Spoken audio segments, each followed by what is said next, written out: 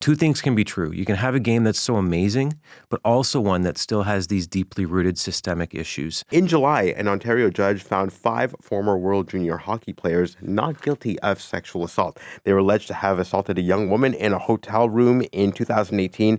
It was a trial and a verdict that was watched across the country. And it's a story that first came to light because of our next guest. Rick Westhead is a senior correspondent at TSN. His new book is called We Breed Lions. He delves into how he broke the story in 2022 and the complex issues facing hockey culture in Canada today. What does the title of your book mean? I interviewed 58 former junior players, men in their 20s.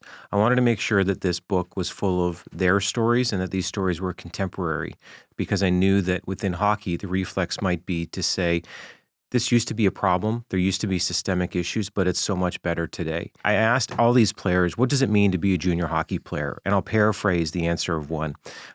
He said, we all move away from our family homes into billet homes. We instantly become the alpha males in a small community. We can get into any bar underage. We can talk to any girl with ease. We can skip school if we want to. Civilians wouldn't understand who we are. We look around the hockey locker room and we see 20 clones of ourselves, and we all know we're better than everyone else. This is our culture. We breed lions. And how do you tell a lion to stop being a lion? And these young players are so desperate to fit in and conform and be accepted that they will do anything. They'll do whatever it takes to be accepted. And that means, doing things with young women before they're ready to. It means drinking alcohol to excess. It means getting into gambling in many cases. Making bad choices and judgments. And in the book, and I'm looking at this page right now because when I was reading it, this stood out to me. So this is from September 2023.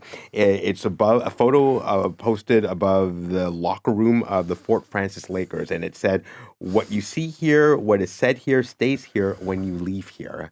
And you say that this has been taken down now. That picture tells the story, doesn't it? Yeah. It's only 2 years ago, and. Again, like I said, again and again and again, players would share with me, we couldn't say anything. We couldn't tell our parents. They'd pull us out of hockey. Our teammates would turn on us. It's just not realistic to think that we can actually share what's happening on these teams. What's being done now to change things? Well, there has been some progress for sure. If we think back to 2022, when this story broke, it was like a storm. There was parliamentary hearings, sponsors paused or ended their relationships with Hockey Canada. The organization's board was completely toppled.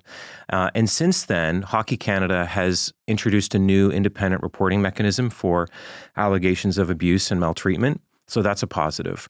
And the controversy that Hockey Canada has found itself in has also prompted other sport organizations to do better. At the same time, there's still work that Hockey Canada needs to do. And could I give you one modest example? Sure.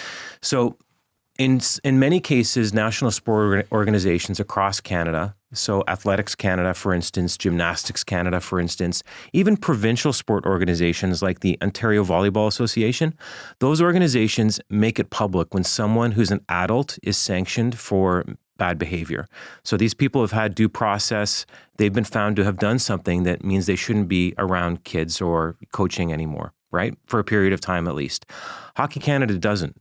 Through its independent third party, that organization still has a policy of keeping these decisions a secret.